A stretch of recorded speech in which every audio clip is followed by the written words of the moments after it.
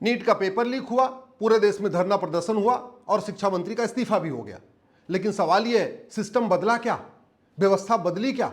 शिक्षा के मंत्री के इस्तीफे से छात्रों को क्या मिला? क्या अब जो कुछ 10वीं 12वीं में पढ़ाया जाता है वही जेई में, नीट में, क्लैट में, एनडीए में पूछा जाएगा? और जो कुछ एंट्रेंस एग्जाम में पूछा जाएगा क्या अब वही 10वीं 12वीं में पढ़ाया जाएगा?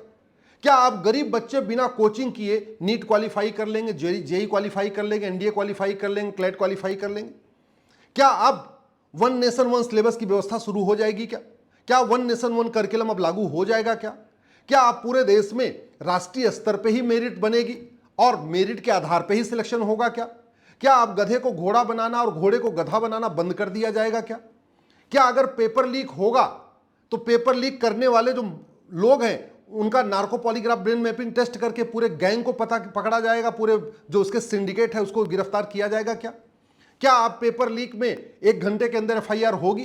क्या अब पेपर लीक के मामले में 1 महीने के अंदर जांच पूरी होगी?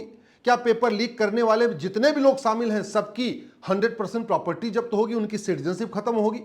क्या पेपर लीक में जो मुकदमे दर्ज होंगे उनकी साल भर में सुनवाई हो जाएगी, यानी साल भर के अंदर फैसला आ जाएगा? शिक्षा मंत्री के बदलने से इसमें कुछ भी नहीं बदलने वाला है। जो कुछ बदलेगा वो नियम कानून सिस्टम बदलने से बदलेगा। अब शिक्षा मंत्री के इस्तीफा हो गया, सब लोग अपनी वाहवाही भी कर रहे हैं, लेकिन छात्रों को तो कुछ नहीं मिला। छात्र तो ठगा हुआ महसूस कर रहे हैं, क्योंकि जो उनकी समस्या थी उसमें एक का भी निदान नहीं हुआ। नीट का पेपर अभी भी साल भर में 1 ही बार हो रहा है, साल भर में 2 बार करने की कोई मांग उठा नहीं रहा है। मेरिट के आधार पर सिलेक्शन की बात कोई कर नहीं रहा है। तो छात्रों की जो समस्या है उसका तो कोई समाधान हुआ नहीं। क्या जो पेपर लीक करने वाले बड़ी बड़ी कोचिंग चला रहे हैं उन कोचिंग की मान्यता रद्द हो जाएगी? क्या जो पेपर लीक करते हैं, बड़े बड़े फार्म हाउस खरीद लेते हैं, मकान खरीद लेते हैं, उनके ऊपर बुलडोजर चलेगा? क्या जो एजुकेशन डिपार्टमेंट के लोग इस पेपर लीक में शामिल होते हैं उनके खिलाफ भी मुकदमा दर्ज होगा, उनको भी जेल में डाला जाएगा? क्या ये पेपर लीक करने वाले जो इतने पूरे मास्टरमाइंड है, पूरा जो गैंग है, ये जो काला धन क्रिएट करते हैं, बेनामी संपत्ति बनाते हैं, उनके खिलाफ कोई कार्रवाई होगी? आखिर शिक्षा मंत्री के इस्तीफे से इसमें से क्या बदलेगा? क्या पेपर लीक करने वालों के खिलाफ यूएपीए का केस लगेगा? नहीं, क्योंकि यूएपीए जब तक बदला नहीं जाएगा और पेपर लीक को अनलॉफुल एक्टिविटी डिक्लेयर नहीं किया जाएगा तब तक तो पुलिस यूएपीए लगाएगी नहीं। क्या पेपर लीक करने वालों के खिलाफ नेशनल सिक्योरिटी एक्ट लगेगा? नहीं, क्योंकि हमने नेशनल सिक्योरिटी एक्ट बना रखा, लेकिन पेपर लीक नेशनल सिक्योरिटी के लिए थ्रेट है, वो हमने डिक्लेयर नहीं किया। क्या पेपर लीक करने वालों के खिलाफ अब ऑर्गेनाइज क्राइम की धारा लगेगी? बिल्कुल नहीं। सेक्शन 111 को अमेंड तो किया नहीं है, उसमें हमने लिखा ही नहीं कि पेपर लीक भी ऑर्गेनाइज क्राइम है। पेपर लीक को हमने एक्ट ऑफ टेररिज्म डिक्लेयर नहीं किया सेक्शन 113 में।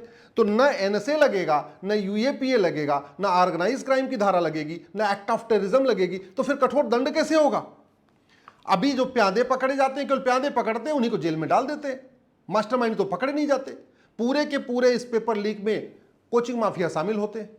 कोचिंग के आपस में वॉर हो रहे हैं, कोचिंग वॉर चल रहा है। तो जो कोचिंग पावरफुल होती है, जिसके पास ज्यादा पैसा होता है, वो एजुकेशन डिपार्टमेंट के लोगों से मिली भगत करके पेपर आउट करा लेते हैं और अपने छात्रों को पेपर पढ़ा देते हैं। बाद में उनके कोचिंग से बहुत सारे स्टूडेंट्स निकल आते हैं और इस बहाने अपना प्रचार प्रसार करते हैं, पेपर में बड़ा बड़ा ऐड देते हैं कि हमारे कोचिंग से इतने लोग IIT में गए, इतने लोग नीट क्वालिफाई किए, इतने लोग ये किए।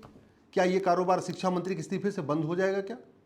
क्या अब जो लोग पेपर लीक करेंगे उनकी सिटीजनशिप खत्म हो जाएगी? बिल्कुल नहीं। क्या आप लोग जो लोग पेपर लीक करेंगे उनका narco polygraph brain mapping test होगा? बिल्कुल नहीं। कानून तो बदला ही नहीं। मेरा मानना है छात्रों को एक रत्ती भर फायदा नहीं हुआ। शिक्षा मंत्री का इस्तीफा तो हुआ, लेकिन छात्रों को रत्ती भर फायदा नहीं हुआ। इसलिए मैं छात्रों से रिक्वेस्ट कर रहा हूं कि आप इन पॉलिटिशियंस के चक्कर में मत पड़िए। आप अपनी जो डिमांड है उसको बरकरार रखिए और उसकी डिमांड करते रहिए। अभी भी one nation one education board पे कोई चर्चा नहीं हो रही है, वन नेशन वन सिलेबस के ऊपर कोई चर्चा नहीं हो रही है, वन नेशन वन करिकुलम के ऊपर कोई चर्चा नहीं हो रही है। जो पढ़ाया जाएगा वही एंट्रेंस एग्जाम में पूछा जाएगा, जो एंट्रेंस एग्जाम में पूछा जाएगा वही पढ़ाया जाएगा। इसके ऊपर कोई चर्चा नहीं हो रही है।